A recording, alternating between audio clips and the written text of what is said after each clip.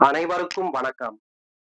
1962ஆம் ஆண்டு நடிகர் திலகம் சிவாஜி கணேசன் அவர்களின் அற்புதமான நடிப்பில் வெளிவந்து மாபெரும் வெற்றி பெற்ற திரைப்படம் ஆலயமணி திரைப்படம். ஆலயமணி திரைப்படத்தை பற்றி சில சுவாரஸ்யமான தகவல்களை இந்த பதிவில் பார்ப்போம். அன்றைய காலகட்டத்தில் பிரபல வில்லன் நடிகராக இருந்தவர் பி.எஸ். வீரப்பா அவர்கள். சபா சரியான போட்டி என்ற வசனத்தை உச்சரித்தவர். பி.எஸ். வீரப்பா அவர்கள் தன்னுடைய வி.கே.எஸ். பிக்சர்ஸ் மூலம் பிள்ளை கனியமுது என்ற திரைப்படத்தை முதலாக தயாரித்தார். அதன் பிறகு நடிகர் ஜெமினி கணேசன், நடிகை அஞ்சலி தேவி அவர்கள் இணைந்து நடித்த வீரக்கனல் என்ற திரைப்படத்தை தயாரித்தார். மூன்றாவதாக அவர் தயாரித்த திரைப்படம் தான் ஆலயமணி. ஆலயமணி திரைப்படத்தில் நடிகர் திலகம் சிவாஜி கணேசன் அவர்கள், நடிகர் எஸ்.எஸ். ராஜேந்திரன் அவர்கள், நடிகை சரோஜா தேவி, நடிகை சி.ஆர். விஜயகுமாரி, நடிகர் பி.எஸ். வீரப்பா, எம்.ஆர். ராதா உட்பட பல நடிகர்கள் நடித்திருந்தனர். அன்றைய காலகட்டத்திலேயே மனோ தத்துவ ரீதியில் வெளியான திரைப்படம் ஆலயமணி திரைப்படம். இந்த திரைப்படத்தில் சிவாஜி அவர்களும் எஸ்.எஸ். ராஜேந்திரன் அவர்களும் நடிகை சரோஜா தேவி அவர்களை காதலிப்பார்கள். ஆனால் நடிகை சரோஜா தேவி அவர்கள் நடிகர் எஸ்.எஸ். ராஜேந்திரன் அவர்களை காதலிப்பார். ஆனால் ஒரு கட்டத்தில் நடிகை சரோஜா தேவி அவர்கள் நடிகர் சிவாஜி அவர்களை திருமணம் செய்து கொள்வார். அதன் பிறகு நடக்கும் ஒரு கார் விபத்தில் சிவாஜி அவர்கள் தன்னுடைய கால்களை இழந்து விடுவார். அதன் பின் அவர் சக்கர நாற்காலியில் அமர வேண்டிய நிலை உண்டாகும். அதன் பிறகு நடக்கும் கதையே ஆலயமணி திரைப்படத்தின் கதையாகும். இந்த திரைப்படத்திற்கு மெல்லிசை மன்னர்கள் எம்.எஸ். விஸ்வநாதன், ராமமூர்த்தி அவர்கள் இசையமைத்தனர். பிரபல இயக்குனர் கே. சங்கர் அவர்கள் இந்த திரைப்படத்தை இயக்கினார். இயக்குனர் சங்கர் அவர்கள் எம்.ஜி.ஆர். அவர்களின் அடிமை பெண் திரைப்படத்தை இயக்கியவர்.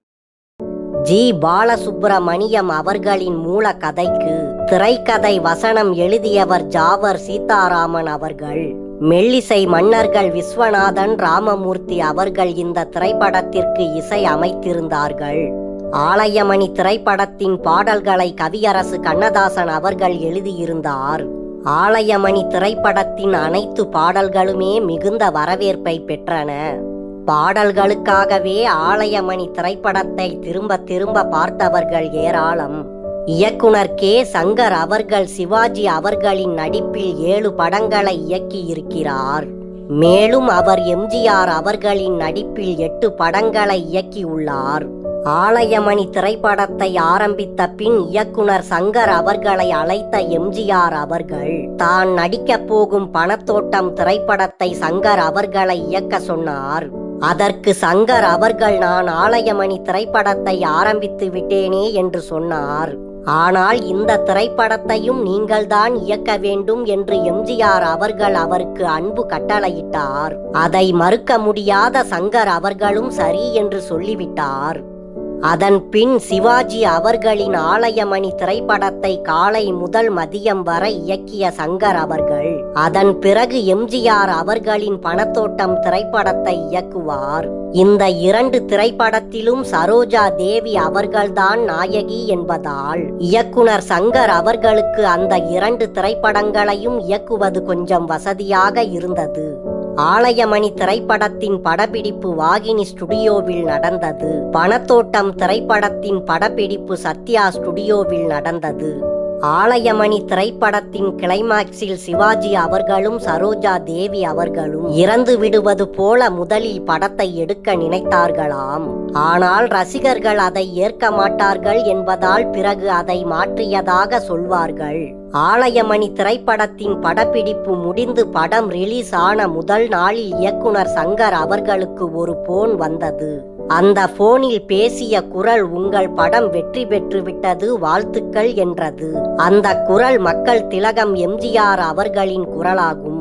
ஆலயமணி திரைப்படத்தில் இடம்பெற்ற சட்டி சுட்டதடா பாடலுக்காக அதன் தயாரிப்பாளர் PS வீரப்பா அவர்கள் 20 நாட்கள் காத்திருந்தாராம். ஆனால் கவியரசர் கண்ணதாசன் அவர்கள் பாடலை கொடுக்கவில்லையாம்.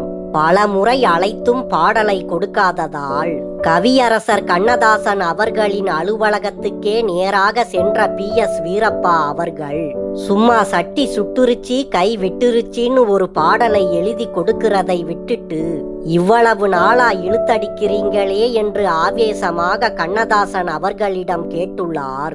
அப்போது PS வீரப்பா அவர்கள் பேசிய வார்த்தைகளை வைத்துதான் சட்டி சுட்டதடா கை விட்டதடா என்ற பாடல் எழுதப்பட்டதாக கூறப்படுகிறது.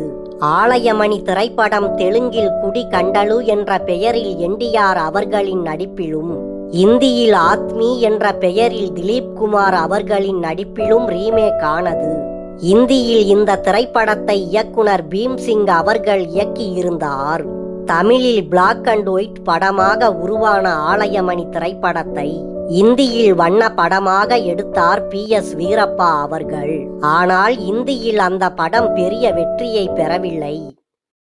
1962ஆம் ஆண்டு நவம்பர் 23ஆம் தேதி ஆலயமணி திரைப்படம் வெளியாகி தியேட்டர்களில் 100 நாட்களுக்கு மேல் ஓடி மாபெரும் வெற்றி பெற்றது. நன்றி. மீண்டும் அடுத்த பதிவில் சந்திப்போம்.